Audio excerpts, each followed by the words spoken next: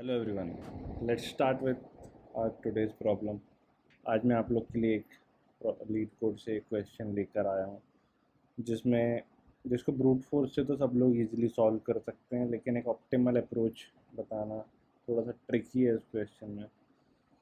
इसलिए मैं ये क्वेश्चन आपके लिए लाया हूँ जिससे कि आप एक नया डेटा स्ट्रक्चर सीख पाओगे और जो कि आपको और डिफरेंट टाइप ऑफ क्वेश्चन को सॉल्व करने में हेल्प करेगा एक्चुअली। ओके, तो anyone can guess which data structure I am going to use in this question? You can comment on the comment section. Okay, तो हम आज स्टार्ट करते हैं। हमारा जो क्वेश्चन है वो है टू सम। तो हम इसको पहले पढ़ते हैं कि क्या क्वेश्चन है। Given an array of integer nums and an integer target, return indices of two numbers such that they add up to target. Okay, you may assume that each input would have exactly one solution and you may not use the same element twice. You can return the answer in any order. Okay, so मुझे ये समझ में आया ये question पढ़कर कि हमें एक एरे मिलेगा जिसको ये लोग नम्स कह रहे हैं। एरे में नंबर ऑफ एलिमेंट्स होंगे और एक इंटीजर टारगेट मिलेगा हमें जो कि हमें इस एरे के अंदर से ढूंढना है कि ऐसे कौन से दो एलिमेंट हैं जिनका सम करने में हमें टारगेट एलिमेंट मिलेगा। और सेकेंड लाइन में उनका ये कहना है कि इस क्वेश्चन में हर एक एरे जो वो लोग हमें यूज़र प्रोवाइड करेगा उसमें एक सॉल्यूशन तो मिनिमम होना ही चाहिए या हो गई एग्जैक्टली वन सॉल्यूशन उसमें होगा। ठीक है, और वो कहना चाह रहे हैं कि आप सेम एलिमेंट को दोबारा यूज़ नहीं कर सकते to calculate the target. Okay, जैसे 6 दिया है और हमारे पास मान लो कि एक एलिमेंट 3 है एरे में, तो हम यूज़ नहीं कर सकते एक ही एलिमेंट को दो बार। अगर वो दो बार है तो ही हम उसको दो बार ऐड करेंगे। या दैट्स इट। एंड आपको जो ऑर्डर दिया है ये आपका ऑर्डर कुछ भी हो सकता है। जैसे कि मैं आपको अगर एक एग्जांपल से इसमें समझाने की कोशिश करूं तो हमारे पास एक एरे है नम जिसमें कुछ एलिमेंट्स हैं 2, 7, 11, 15 एंड उन्हें टारगेट चाहिए 9। मतलब इस एरे में से ऐसे दो कौन से एलिमेंट को पिक करें जिसका सम 9 होगा। ठीक है, तो जैसे कि आप और हम इजीली समझ सकते हैं बेसिक मैथ से कि 7 + 2 9 आएगा। और बेस्ड अपॉन आउटपुट हम ये समझ पा रहे हैं कि यहाँ पे 2 का इंडेक्स 0 और 7 का इंडेक्स 1 प्रिंट करने की कोशिश की जा रही है और उन्हें इंडेक्स चाहिए एक्चुअली आउटपुट में। दैट्स इट, और वो भी एक लिस्ट डेटा स्ट्रक्चर में। ठीक है, ये छोटी छोटी चीज़ें हमें ध्यान में रखनी पड़ती है क्योंकि ये जो ऑनलाइन कंपाइलर्स हैं ये एग्जैक्टली जैसे सैम्पल इनपुट आउटपुट दिए हैं, अगर उसी फॉर्मेट में हमें आउटपुट मिलेगा देन ही आपका जो सॉल्यूशन है वो एक्सेप्ट होगा। अदरवाइज़ आप 0 1 को एज अ सेट टपल कुछ भी रिटर्न करेंगे तो वो एक्सेप्ट नहीं किया जाएगा जबकि आपकी अप्रोच सही होगी। ठीक है, इसलिए हमें हर एक छोटी छोटी चीज़ का ध्यान देना पड़ता है, देना चाहिए भी actually. And so let's move to constraint. अभी के लिए मैं कंस्ट्रेंट पे नहीं जा रहा हूँ। अगर हम इसका एक ऑप्टिमल सॉल्यूशन लिख पाएंगे तो आई थिंक कंस्ट्रेंट अपने आप ही उसके अंदर आ जाएंगे। So let's move to the VS code. Let's code it. Okay, मान लेते हैं मैं सबसे पहले आपको इंट्यूशन देना चाहूँगा कि ये जो टू सम प्रॉब्लम है ये हम सब लोग ब्रूट फोर्स अप्रोच से पहले सॉल्व करने की कोशिश करेंगे। और मैं यही समझता हूँ कि ब्रूट फोर्स अप्रोच से मोस्ट ऑफ द पीपल सब लोग सॉल्व कर ही लेंगे इस सॉल्यूशन को। बट मेरा जो इस वीडियो को बनाने का एम है वो यही है कि मैं एक ऑप्टिमल अप्रोच और एक न्यू डेटा स्ट्रक्चर आप लोग को बताऊं जो जिससे आपकी हेल्प हो और आप ऑप्टिमल सॉल्यूशन बताने में सक्षम हो इंटरव्यू में भी। और इस डेटा स्ट्रक्चर को सीख के आप दूसरे क्वेश्चंस को भी अच्छे से एनालाइज कर सकते हैं कि क्या मैं यही डेटा स्ट्रक्चर लगा सकता हूँ उस क्वेश्चन में। अगर ये डेटा स्ट्रक्चर लग जाएगा तो मोस्ट प्रोबेबली वो क्वेश्चन भी वो सॉल्यूशन भी आपका एक ऑप्टिमल सॉल्यूशन होगा। Okay, so let's move to. पहले हम मैं सीधा ऑप्टिमल अप्रोच की बात करता हूँ, क्योंकि ब्रूट फोर्स से तो सभी कर लेंगे। एंड सो एज्यूम करते हैं हमारे पास एक एरे है 1 2 3 4, एंड टारगेट एलिमेंट हम ले लेते हैं कि 3 + 4 = 7। तो हम मान लेते हैं कि 7 हमारा टारगेट एलिमेंट है। मैंने स्क्रीन को जूम किया हुआ है क्योंकि आप लोग को टेक्स्ट अच्छे से दिखे। अगर फिर भी नहीं दिखता है तो आप कमेंट सेक्शन में बता सकते हैं, और मैं नेक्स्ट वीडियो में इसको अच्छे से ठीक करने की कोशिश करूँगा। ठीक है, तो हमारे पास एक नम्स एरे है जिसमें 4 एलिमेंट होंगे, या जितने भी एलिमेंट आपको लेने हैं, और एक टारगेट होगा जो कि sum of any of 2 numbers from the above array होना चाहिए। ठीक है, तो अब हमारी अप्रोच क्या होगी यहाँ पे। मेरी ये अप्रोच है कि हम, अगर आप लोग ने सुना होगा कि हम डिक्शनरी, और आपको अगर पता हो या ना पता हो आप इस वीडियो में सीख जाओगे। डिक्शनरी और सेट दो डेटा स्ट्रक्चर होते हैं जिसमें कि किसी भी एलिमेंट को अगर हम फाइंड करना चाहते हैं तो उसका जो टाइम कॉम्प्लेक्सिटी है वो कांस्टेंट टाइम होता है, और कांस्टेंट टाइम हमारी टाइम कॉम्प्लेक्सिटी में सबसे कम टाइम होता है। मतलब हम अगर कोई चीज़ कांस्टेंट टाइम में हो सकती है, मतलब वो सबसे ऑप्टिमल सॉल्यूशन भी कहा जा सकता है, और वो सबसे कम टाइम होता है। मतलब हम चाहते हैं कि हम किसी भी एल्गोरिदम या प्रॉब्लम को सॉल्व करें तो वो कम से कम टाइम है। तो अगर वो कांस्टेंट टाइम में हो जाएगी तो वो बहुत ही अच्छी अप्रोच होगी। ठीक है, तो हम यहाँ पे यूज़ करेंगे, मैं यहाँ पे डिक्शनरी का यूज़ करूँगा। डिक्शनरी जो कि की और वैल्यू पेयर होता है पाइथन में, और सब जगह डिक्शनरी की एंड वैल्यू पेयर में ही होता है। और मैं आपको बताऊंगा कि हम यहाँ पे सेट का यूज़ क्यों नहीं कर रहे हैं। सेट भी एक कलेक्शन ऑफ एलिमेंट्स होता है जो कि यूनिक होते हैं। ठीक है, जो हमने मैथ्स में पढ़ा है सेट, सेट एग्जैक्टली वही होता है यहाँ पर भी, बट हम यहाँ पर क्यों नहीं यूज़ कर रहे हैं वो भी मैं आपको बताऊंगा। पहले हम पहले, नहीं, मैं आपको सीधा डिक्शनरी से बताता हूँ जिससे कि वीडियो ज़्यादा लंबी भी नहीं होगी, और मैं आपको लास्ट में ये भी बता पाऊँगा कि हम सेट क्यों नहीं यूज़ कर रहे हैं, और आप भी समझ जाओ कि डिक्शनरी का यूज़ क्यों कर रहे हैं। आपने देखा होगा कि हम यहाँ पे क्वेश्चन में इंडेक्स प्रिंट करने हैं, ठीक है, ना कि एलिमेंट प्रिंट करने हैं। तो मुझे उसके हर एलिमेंट को अगर डिक्शनरी में स्टोर करना है तो मुझे वो एलिमेंट भी लगेगा और उसका इंडेक्स भी लगेगा। तो अगर मैं हमारे क्वेश्चन की बात करूँ तो हमारी जो डिक्शनरी होगी वो इस टाइप से होगी। जो उसका की होगा वो हमारा एक एरे का एलिमेंट होगा, और जो वैल्यू होगा वो हम लेंगे उसकी इंडेक्स। ठीक है,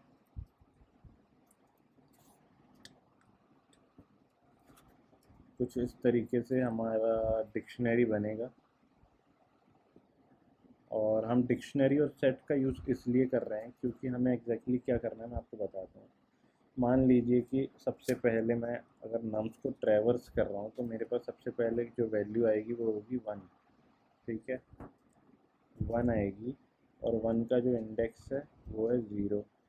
ठीक है, सबसे पहली सबसे पहला एलिमेंट आया 1 जिसका इंडेक्स है 0। ठीक है, बट मैं अभी मुझे चेक करना है कि क्या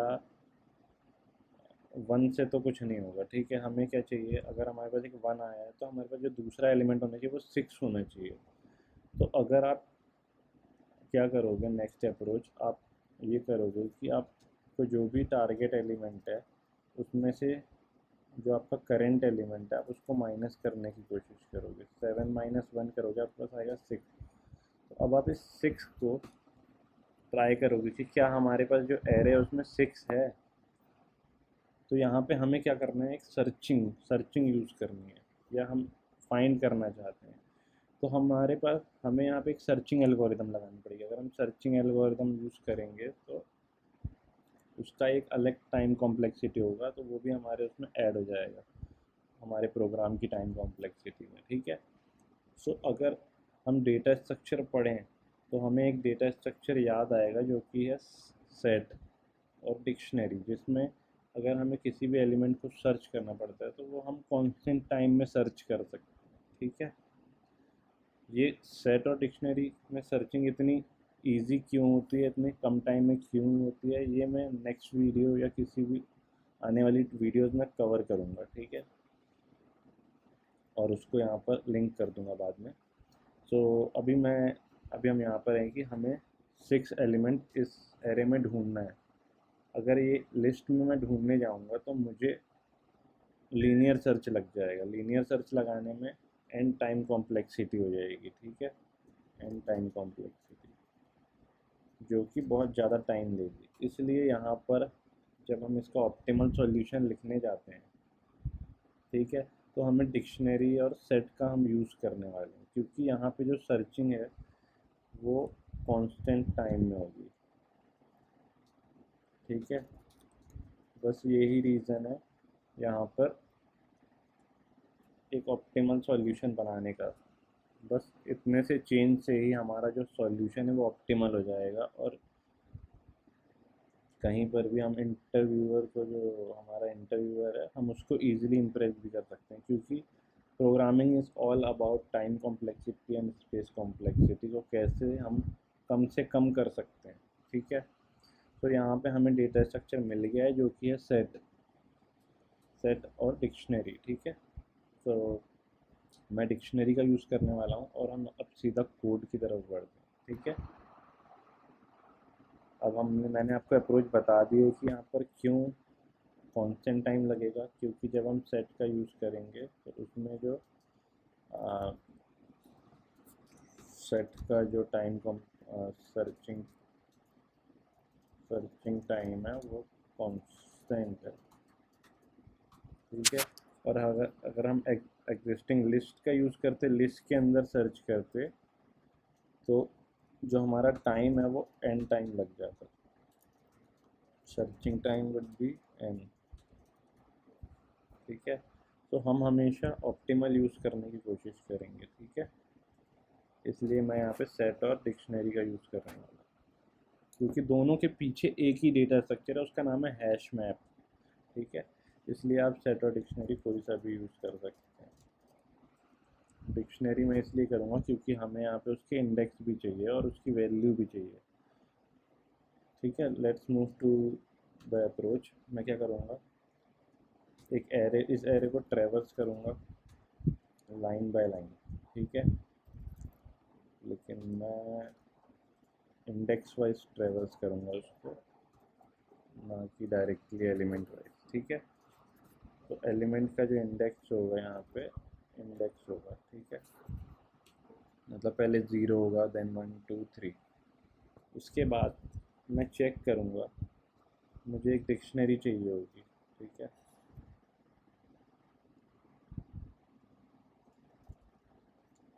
डिक्शनरी चाहिए होगी जो कि मैं ऐसे भी बना सकता हूँ, और मैं डिक्शनरी कंस्ट्रक्टर का यूज़ करके भी बना सकता हूँ, ठीक है। कंस्ट्रक्टर या फंक्शन, आप जो भी इसमें कहना चाहें। सो सबसे पहले तो मुझे ये चेक करना है, मेरे पास 1 आया तो मैं चेक करना चाहूँगा कि जो अपन ने 7 माइनस 1 किया था 6, क्या हमारे पास जो 6 है वो ऑलरेडी डिक्शनरी में एग्जिस्ट करता है। डिक्शनरी में हम क्या करेंगे, जो भी हम हर एक एलिमेंट को ट्रेवर्स करने वाले हैं एरे में, उसको एक एक करके डिक्शनरी में डालेंगे विद इंडेक्स। अगर हमें उसका सेकेंड पेयर नहीं मिलता है तो मैं आपको बताता हूँ कैसे। हम यहाँ पे चेक करेंगे कि हमारा जो रिमेनिंग क्या बचेगा, टारगेट माइनस जो भी हमारा एरे में एलिमेंट, ठीक है। यहाँ पे जब ये फर्स्ट टाइम चलेगा तो इसकी वैल्यू होगी 6, ठीक है। हम देखेंगे क्या 6 जो है वो हमारी डिक्शनरी में है, ठीक है। अगर वो डिक्शनरी में होगा तो हम डायरेक्टली उसका जो दोनों के जो इंडेक्स हैं उसको प्रिंट कर देंगे। हम कैसे इंडेक्स प्रिंट करेंगे? अगर हमें 6 ऑलरेडी वहाँ मिल चुका है, मिल जाएगा, तो हमें 6 का इंडेक्स चाहिए। तो 6 का इंडेक्स चाहिए है, उसके लिए हमें डिक्शनरी के अंदर उस एलिमेंट पे जाना पड़ेगा। उस एलिमेंट को जो एक्सेस करेंगे तो यहाँ पे जो वैल्यू रिटर्न होगी वो उसकी इंडेक्स रिटर्न होगी। ठीक है। तो 6 अगर यहाँ पर होता तो हमें 6 का इंडेक्स मिलता। उसके बाद हमारा जो करंट एलिमेंट है हम उसका इंडेक्स यहाँ प्रिंट कर देते। ठीक है। ये तब अप्रोच होती जब ये चीज़ें, जब हमारा जो सॉल्यूशन है वो मिल जाता। जब हमें दोनों पेयर मिल जाते तो ये कंडीशन ट्रू होती और हम दोनों के इंडेक्स को प्रिंट कर देते। अगर हमें इसको एज अ लिस्ट प्रिंट करना है तो हम ऐसे कर देंगे और ये लूप को ब्रेक कर देंगे कि हम अब इसके आगे हमें चलाने की ज़रूरत नहीं, क्योंकि वो अब टाइम वेस्ट प्रोसेस होगी। ठीक है। बट हमारे पास दूसरी कंडीशन ये होगी कि ज़रूरी नहीं है कि हमें 6 जो चाहिए है वो डिक्शनरी में एग्जिस्ट करता हो, जो कि हमारी अभी सबसे पहली कंडीशन होगी। ठीक है। क्योंकि पहली कंडीशन ये फॉल्स होगा। क्यों फॉल्स होगा?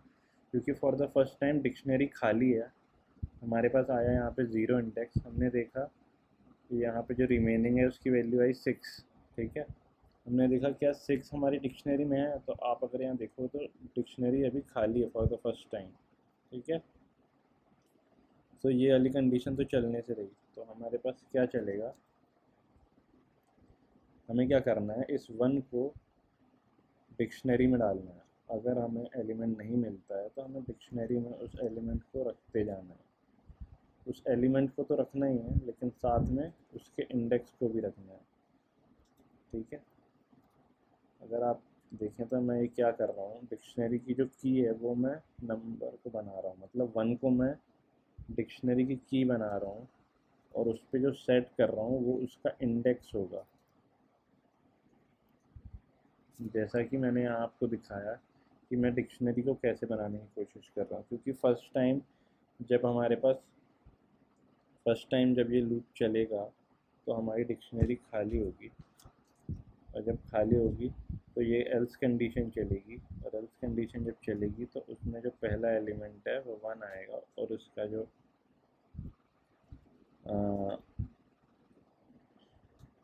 उसकी जो वैल्यू है वो उसका इंडेक्स हो जाएगा। ठीक है। फर्स्ट टाइम ये फॉल्स हुआ, ये हमारा कोड रेडी हो गया है।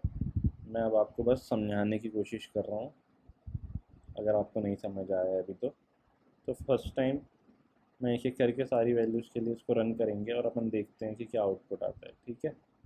अगर आप चाहते हैं तो मैं पहले रन करके दिखा देता हूँ इसको। चलो रन करके देख लेते हैं। 2 and 3 we are getting 2 3 which should be expected। ठीक है। 2 3 क्यों आ रहा है? क्योंकि जो हमें 7 चाहिए है वो 3 और 4 को मिलाकर बन रहा है, और 3 का जो इंडेक्स है वो 2 है और 4 का इंडेक्स 3 है, दैट्स वाई 2 और 3। ठीक है। सो लेट्स मैं आपको अब समझाता हूँ कि मैंने क्या लिखा है।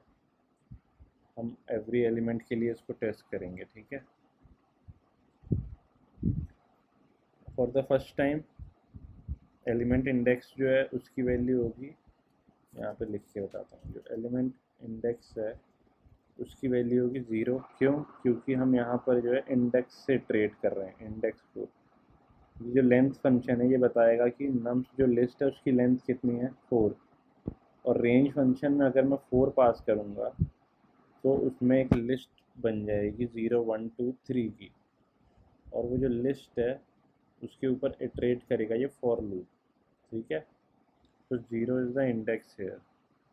तो यहाँ पे 0 आया पहली बार में एलिमेंट इंडेक्स, और जो रिमेनिंग है उसकी वैल्यू बन जाएगी, target is 7, 7 minus nums of 0, nums of 0 is 1, तो 7 माइनस 1 6, रिमेनिंग की वैल्यू आई 6। अब हम देखेंगे कि इफ़ कंडीशन क्या बोल रही है। इफ़ इज़ रिमेनिंग इन, इन देखता है कि ये डिक्शनरी में क्या ये रिमेनिंग नाम की है।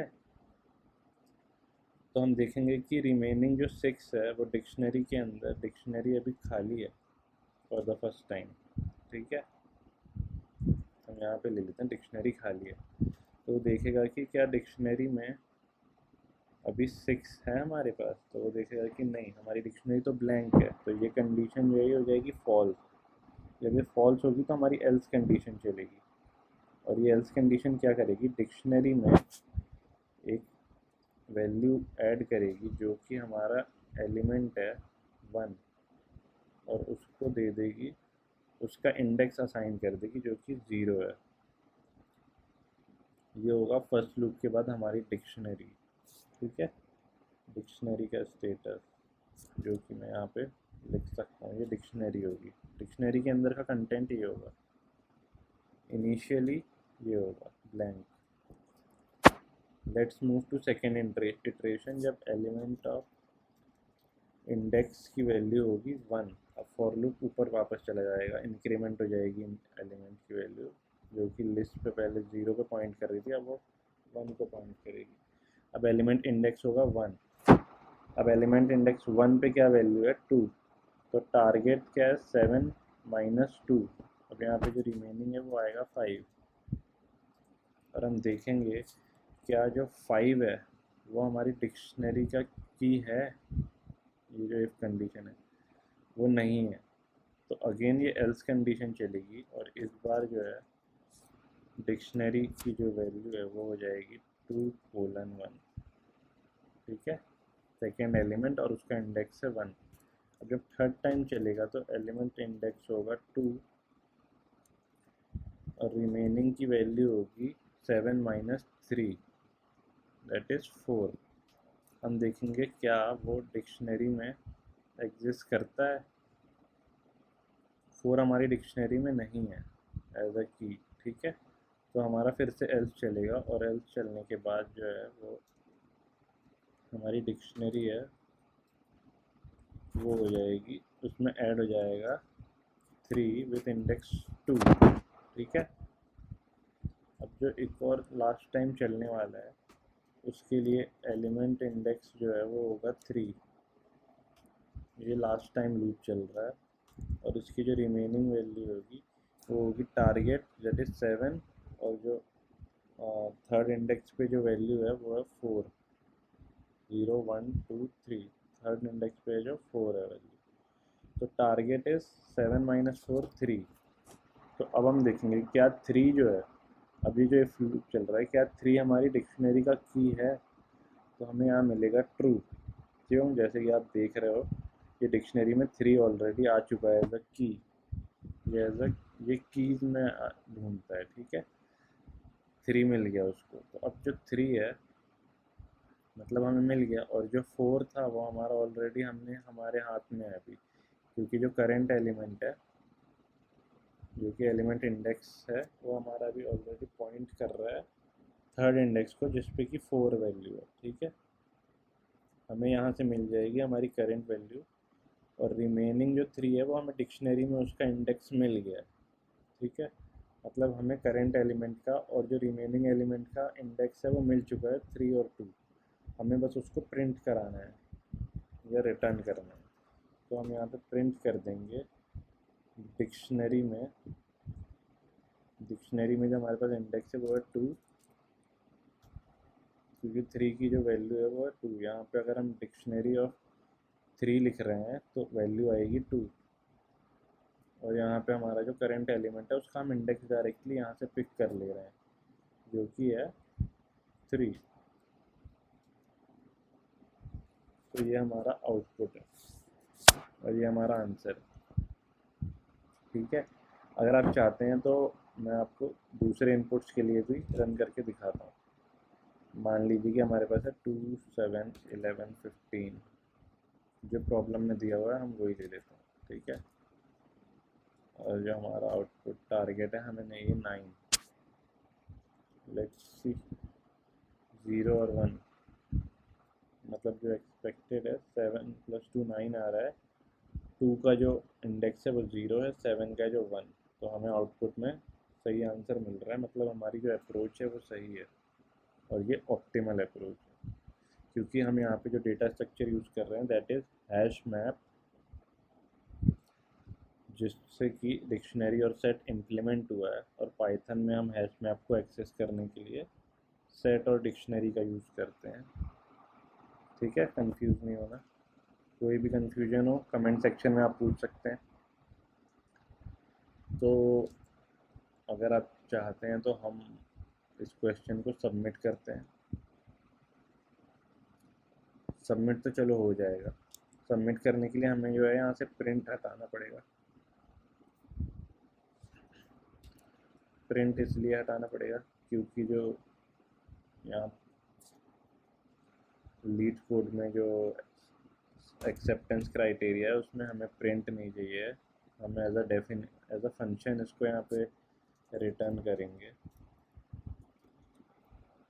हमें एज अ फंक्शन रिस्पॉन्स देना है, इसलिए हम प्रिंट और ब्रेक को हटा रहे हैं और इसको रन करने की कोशिश करते हैं। Let's see. या देखो, सैम्पल टेस्ट केसेस तो पास हो गए हैं। लेट्स चेक हमारे फाइनल टेस्ट केसेस भी पास हो जाएं। हो जाएगा क्योंकि मैं पहले भी, देखिए, ये सॉल्यूशन एक्सेप्ट हो गया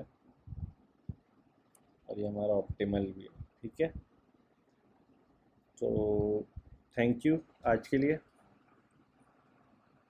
इतना ही था।